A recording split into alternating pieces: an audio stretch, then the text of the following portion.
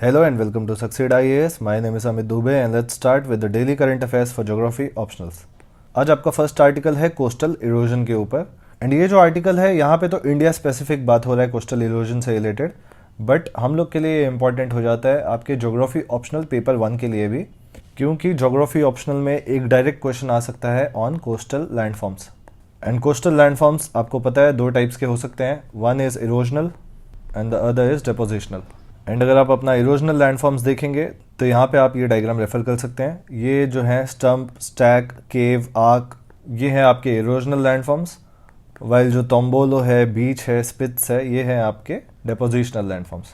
तो इस तरीके से एक डायरेक्ट क्वेश्चन आ सकता है ऑन कोस्टल लैंडफॉर्म्स. पहले भी यूपीएससी में ऐसा क्वेश्चन आया हुआ है एंड इसका इंपॉर्टेंस जो 10 मार्क्स का क्वेश्चन आता है, जनरली आपका जो क्वेश्चन 1 होता है उसमें ये आ सकता है. अब आर्टिकल में देख लेते हैं क्या फैक्ट्स मेंशन है. आर्टिकल में दो इंपॉर्टेंट इंस्टीट्यूशंस हैं जो आपको अगर पता है तो अच्छी बात है, नहीं भी पता रहे तो इसका कोई खास इंपॉर्टेंस नहीं है. First institution is your national centre for coastal research and monitoring. ये बॉडी का काम है इंडिया के कोस्ट लाइन को मॉनिटर करना. एंड सेकेंड इंस्टीट्यूशन है आपका Indian national centre for ocean information services, that is INCOIS. And INCOIS का काम है एक कोस्टल वल्नरेबिलिटी इंडेक्स प्रेजेंट करने का.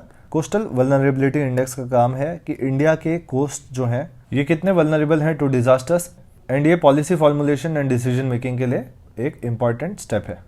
अगर इंपॉर्टेंट फैक्ट्स की बात करें तो यहाँ पे मेंशन्ड है कि around 34% of Indian coast line is under varying degrees of threat and ये threat is due to coastal erosion. तो अराउंड 34% जो अपना कोस्ट लाइन है इंडिया का, उसमें इरोजन देखा जा रहा है, वाइल 26% कोस्ट लाइन में अगर आप देखेंगे तो एक्रीशनल फीचर्स देखने को मिलेंगे. Accretional features means a kind of aggregation, that means a kind of depositional features. तो ये हो गया आपका टोटल 60%. जो रिमेनिंग 40% लैंडफॉर्म्स है वो आपका स्टेबल है, इसको आप यहाँ पे देख सकते हैं. और कुछ इंपॉर्टेंट फैक्ट्स की अगर हम बात करें स्टेट वाइज कोस्टल इरोजन का, तो वेस्ट बंगाल में जो कोस्टल इरोजन है वो अराउंड 60% हो चुका है. एंड ये जो कोस्टल इरोजन का हम लोग बात कर रहे हैं ये फ्रॉम 1990 टू 2008 में बात कर रहे हैं. ये time period is our reference period. Similarly अगर हम लोग केरला का बात करें तो वहाँ पे 46% coastal landforms is undergoing erosion. Similarly Tamil Nadu में ये अराउंड 42% है. गुजरात जहाँ पे इंडिया का लॉन्गेस्ट कोस्ट लाइन है, यहाँ पे coastal erosion is around 27% and Pondicherry में इट इज़ अराउंड 56%. तो ये कुछ इंपॉर्टेंट फैक्ट्स हैं जो याद कर सकते हो आप लोग. कुछ 2-4 स्टेट्स के तो आप लोग याद कर लो. अगर कोस्टल इरोजन पे क्वेश्चन आया एंड अगर आपने मैप बना के इन फैक्ट्स को रिप्रेजेंट कर दिया तो नो डाउट बाकी लोग से आपको आंसर में एज मिलेगा. नेक्स्ट आर्टिकल देख लेते हैं. नेक्स्ट आर्टिकल है आपका ईस्टर्न राजस्थान कैनाल प्रोजेक्ट के ऊपर. एंड ये जो कैनाल प्रोजेक्ट है ये आपके लिए इंपॉर्टेंट इसलिए हो जाता है पेपर 2 में क्योंकि ये आपके सिलेबस में एक तरीके से डायरेक्टली मेंशन्ड है. अगर हम लोग आपके सिलेबस देखें तो geography optional paper 2 that is Indian geography में रीजनल डेवलपमेंट एंड प्लानिंग में अगर आप देखेंगे तो command area development programme and also planning for backward areas, ये दोनों टॉपिक इस आर्टिकल से डायरेक्टली रिलेटेड है. ये जो सिलेबस में हमने देखा कमांड एरिया, ये कमांड एरिया एक्चुअली जो कैनाल होता है वो कैनाल जो एरियाज को सर्व करता है. फॉर एग्जांपल ये कैनाल से इन एरियाज में वाटर जाएगा एंड इन एरियाज में ड्रिंकिंग वाटर एंड एग्रीकल्चर के प्रॉब्लम सॉल्व होंगे. तो इस पूरे एरिया को हम लोग बोलते हैं कमांड एरिया. एंड इसका सबसे अच्छा केस स्टडी अगर आपको देना है तो it is Indira Gandhi canal command area. ये जो आप देख रहे हैं ये है आपका इंदिरा गांधी कैनाल एंड ये जो एरिया है this is the canal command area for Indira Gandhi canal project. And ये एक टिपिकल केस स्टडी है जिसको आप मेंशन कर सकते हो एग्जाम में. यूपीएससी ने तो एक स्पेसिफिक क्वेश्चन अराउंड 15 मार्क्स के लिए इस कैनाल प्रोजेक्ट पे पूछ भी लिया है, इंदिरा गांधी कैनाल पे. सिमिलरली आजकल न्यूज़ में है आपके राजस्थान से ही related eastern Rajasthan canal project. यहाँ पे मैंने आपको दिखाया ये आपका इंदिरा गांधी कैनाल था, बट ये जो ईस्टर्न राजस्थान था इनके वाटर शॉर्टेज के इशू को सॉल्व करने के लिए ये project government eastern Rajasthan canal project लेके आ रहा है. एंड यहाँ पे अराउंड जो 13 वाटर स्कार्स डिस्ट्रिक्ट्स हैं राजस्थान के उनको सर्व किया जाएगा. एंड यहाँ पे ये वाटर यूज़ किया जाएगा generally for drinking water and irrigation, ये आप यहाँ पे देख सकते हैं. अब ये कैनाल प्रोजेक्ट कैसे काम करेगा वो देख लेते हैं. यहाँ पे आपका चंबल रिवर है एंड चंबल रिवर में जनरली वाटर सरप्लस होता है ड्यूरिंग रेनी सीजन्स. एंड ये जो सरप्लस वाटर है ये जनरली रन ऑफ हो जाता है एंड एक तरीके से वेस्ट हो जाता है. इसको कोई पर्टिकुलरली चैनलाइज करके गवर्नमेंट यूज़ नहीं कर रही है. इस कैनाल प्रोजेक्ट से क्या होगा कि जो एक्स्ट्रा वाटर है चंबल का उसको इन 13 डिस्ट्रिक्ट्स की तरफ चैनलाइज किया जाएगा with the help of a canal.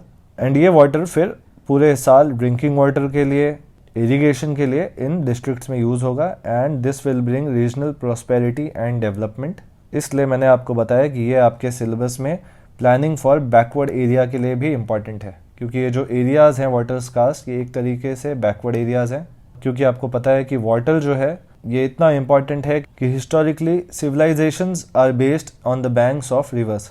चाहे आपका इंडस वैली सिविलाइजेशन हो, इजिप्शियन सिविलाइजेशन हो, ये सारे सिविलाइजेशंस इम्पॉर्टेंट रिवर्स के पास ही बसे हुए थे। तो अगर किसी एरिया में वाटर स्कार्सिटी है तो वो area by the virtue of its natural features अपने आप बैकवर्ड हो जाता है एंड इसलिए ये आपके planning for backward area development programme में आप इसको रिलेट कर सकते हो। तो इस तरीके से इस टॉपिक को आपको अप्रोच करना है। अगर directly question eastern Rajasthan canal project के ऊपर आए तो वेल एंड गुड, आपके पास काफ़ी कंटेंट होगा। यहाँ पे आप डायग्राम देख सकते हैं, टेलीग्राम चैनल पे इनको मैं शेयर कर दूंगा, वहाँ से आप डाउनलोड कर लेना। एंड इन जनरल अगर canal command area development project के ऊपर क्वेश्चन आया तो आप वहाँ पे केस स्टडी दे सकते हैं इंदिरा गांधी कैनाल प्रोजेक्ट का। नेक्स्ट आर्टिकल ये आपके लिए फैक्चुअली इंपॉर्टेंट है एंड इसको आप अपने नोट्स में ऐड कर लो, क्योंकि जो ग्लोबल वार्मिंग वाले क्वेश्चंस हैं उनमें आपको बहुत सारे फैक्ट्स देने हैं, क्योंकि ये एक जनरल टाइप के क्वेश्चंस होते हैं एंड इसको अट्रैक्टिव बनाने के लिए you have to use a lot of facts, lot of diagrams and if you have case study you should give a appropriate case study as per the question. For example अगर global warming की वजह से polar regions में climate change के ऊपर question आता है तो यहाँ पे भी एंटार्क्टिका का जो केस स्टडी है वो इम्पॉर्टेंट हो जाता है। एक हमने आर्टिकल देखा था कि एंटार्क्टिका में अराउंड 40 डिग्री सेल्सियस से टेम्परेचर इंक्रीज हुआ है एंड ये जो 40 डिग्री का राइज है ये काफ़ी टाइम तक न्यूज़ में रहने वाला है, तो इसको आप as a case study use कर सकते हो। तो सिमिलरली यहाँ पे कुछ इंपॉर्टेंट फैक्ट्स मिलते हैं आपको कि अप्रैल के फर्स्ट हाफ में अब तक 72 ईयर्स में ये हाईएस्ट टेम्परेचर नोट किया गया है एंड गुड़गांव में अगर आप देखेंगे तो वहाँ पे 44.5 डिग्री सेल्सियस तक का टेम्परेचर नोट किया है जस्ट अप्रैल स्टार्ट में। एंड IMD ने डिक्लेयर किया है हीट वेव के वार्निंग्स एंड मैंने आपको बताया कि हीट वेव इस बार काफ़ी ज़्यादा न्यूज़ में है।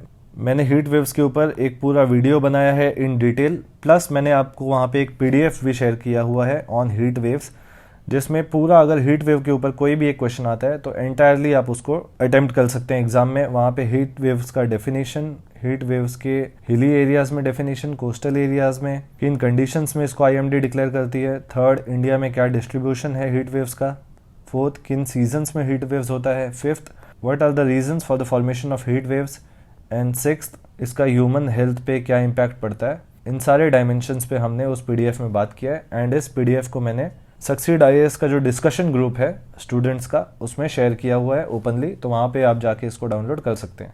ये जो डिस्कशन ग्रुप है इसका लिंक आपको कमेंट सेक्शन में मिल जाएगा। जनरली जो फर्स्ट कमेंट होता है उसमें ये डिस्कशन ग्रुप का लिंक मैंने दिया हुआ है, तो वहाँ से आपका पूरा हीट वेव कवर हो जाता है।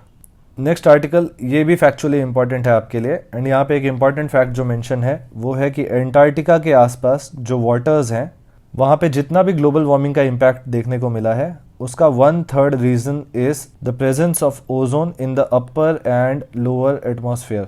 दैट मीन्स सपोज ये आपका एंटार्क्टिका है एंड एंटार्क्टिका के आसपास ये जो वाटर्स हैं, इन वाटर्स में जो ग्लोबल वार्मिंग हमको देखने को मिला है, इस ग्लोबल वार्मिंग का 1/3 reason is due to the ozone layer present in the upper and lower atmosphere. तो अगर एंटार्क्टिका रीजन के स्पेसिफिक कोई ग्लोबल वार्मिंग का क्वेश्चन आता है तो वहाँ पे ये फैक्ट आप मेंशन कर सकते हो। नेक्स्ट आर्टिकल ये आपके मैप मार्किंग के लिए इंपॉर्टेंट है एंड राइनो देख के समझ गया होगा, ये आपका लोकेशन है काजीरंगा नेशनल पार्क का। यहाँ पे आप देख सकते हैं ये काजीरंगा नेशनल पार्क आपका न्यूज़ में है एंड यहाँ पे लोकेटेड है काजीरंगा असम में। इसको आप अपने नोट्स में ऐड कर लो along with 30 words of description. And आज ज्योग्राफी ऑप्शनल के लिए बस इतने ही आर्टिकल्स थे।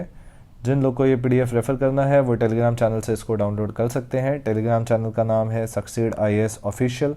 And that's it for the day. Goodbye, take care.